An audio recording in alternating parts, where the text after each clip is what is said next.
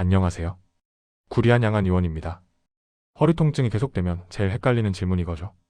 이게 허리 디스크인지, 척추관 협착증인지, 신경이 얼마나 눌린 건지. 오늘은 그 헷갈림을 정리해드리겠습니다. 디스크 탈출증, 신경관 협착증, 신경공협착증 차이, 그리고 둥근형과 삼엽형 척추관 협착증이 어떤 의미인지까지요. 먼저 이런 상황을 많이 보셨을 겁니다. 60대 직장인 남성분이 MRI를 찍고 오셨는데 판독지에 L4-5 수준 척추관 협착증, 둥근형이라는 말이 적혀 있었어요. 인터넷에서 용어를 잔뜩 찾아보신 뒤라 판독지 한 줄 한 줄이 전부 무섭게 느껴지셨던 거죠. 그래서 진료실에서 가장 먼저 한 일은 어디가 어떤 통로인지를 지도처럼 같이 짚어보는 거였습니다. 여기가 신경이 지나가는 큰 통로, 여기가 신경이 옆으로 빠져나가는 구멍, 여기가 두꺼워진 관절 이렇게요. 이것만 정리돼도 불안이 꽤 줄어듭니다.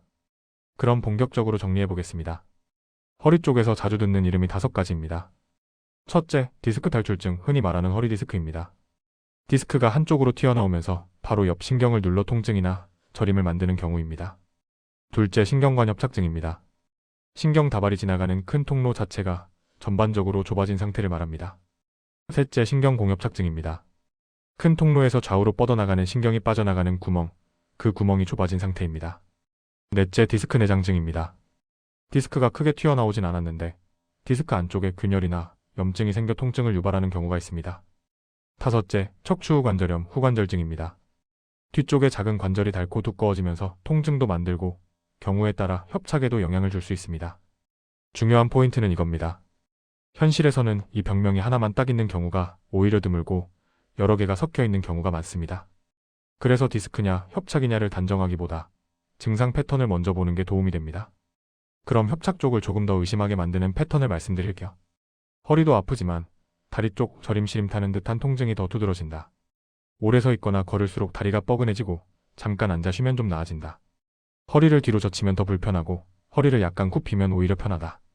골반 아래로 힘이 빠지는 느낌, 팔이 잘 안 올라가는 느낌이 동반되기도 한다. 반대로 급성 디스크 탈출증 쪽에서 더 자주 보이는 표현도 있습니다. 특정 자세에서 갑자기 멍게치듯 찌릿하다.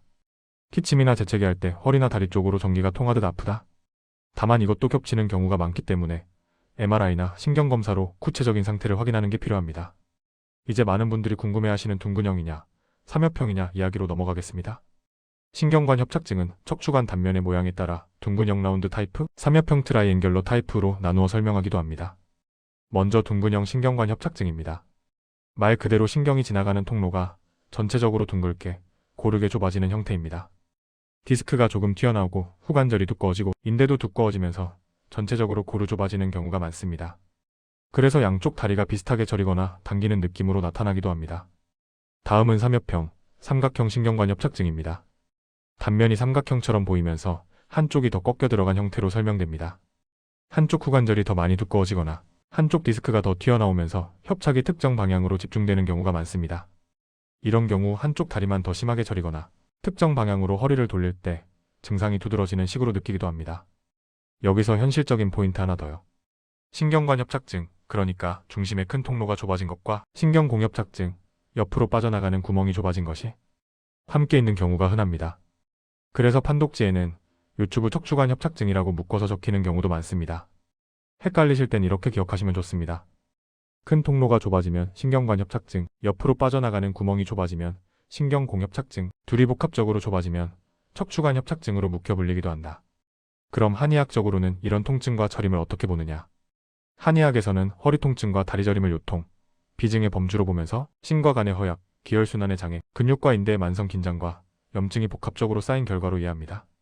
쉽게 말하면 오랜 시간 앉아 일하거나 갑자기 무거운 걸 들거나 허리를 반복적으로 쓰고 체중이 늘고 스트레스와 수면 부족이 겹치면서 허리의 체력이 닳고 디스크와 관절의 부담이 커지는 흐름으로 보는 겁니다. 그래서 치료도 신경만 보는 게 아니라 근육인대 관절 디스크, 그리고 생활 패턴까지 같이 보는 게 중요합니다. 한의원 치료는 이렇게 설명드리는 게 핵심입니다.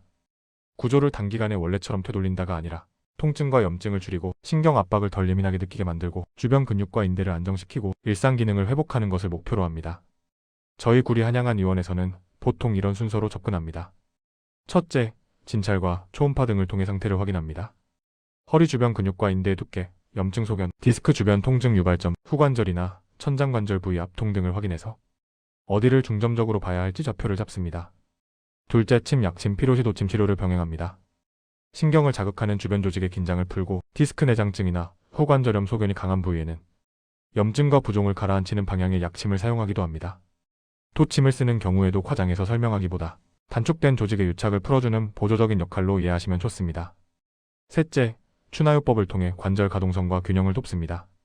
골반과 요추 정렬이 틀어져 있거나 허리를 뒤로 젖히면 더 아프고 다리가 당기는 패턴이 있는 분들은 과한 힘이 아닌 부드러운 방식으로 관절 가동성을 회복하고 근육 비대칭을 완화하는 데 도움을 드립니다.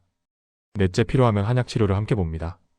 밤에 통증으로 자주 깨거나 다리 저림 때문에 잠자리가 불편하거나 체력이 떨어져 조금만 걸어도 다리가 무거운 경우에는 기혈순환, 염증 조절, 체력 보강을 함께 고려해서 동반 질환까지 포함해 조절합니다.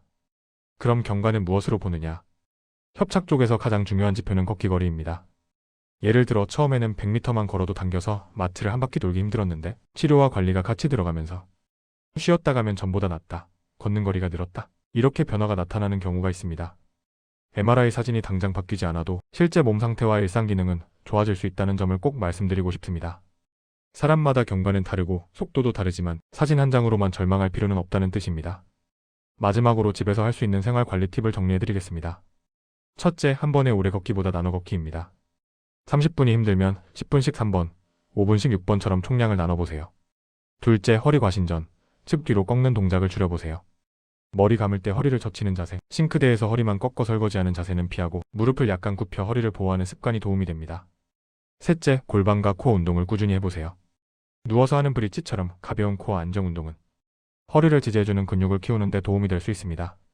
넷째, 햄스트링과 엉덩이 스트레칭입니다. 허벅지 뒤가 짧으면 골반이 당겨져 허리 부담이 커질 수 있으니 통증 괜찮은 범위에서 부드럽게 매일 조금씩 풀어주세요. 다섯째, 무거운 물건은 반드시 두 손으로 몸통 가까이 들기입니다. 한 손으로 비틀어서 드는 자세는 디스크와 호관절에 부담이 큽니다. 여섯째, MRI와 진단명에만 집착하지 않기입니다. 같은 척추관 협착증이어도 사람마다 증상과 기능은 다릅니다.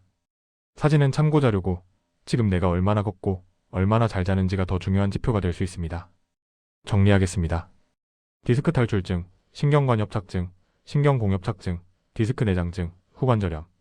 이름은 복잡하지만 결국 내 몸에서 어디가 어떻게 좁아지고 어떤 방향으로 증상이 내려가는지 이해하면 덜 무섭습니다. 허리 통증과 다리 저림으로 고민 중이시라면 혼자 검색으로만 결론 내리기보다 현재 상태와 앞으로의 관리 방향을 진료를 통해 한번 점검해 보시는 걸 권합니다. 본 영상은 일반 정보이며 개인 상태에 따라 다를 수 있습니다. 증상이 심하거나 지속되면 진료 상담을 권합니다.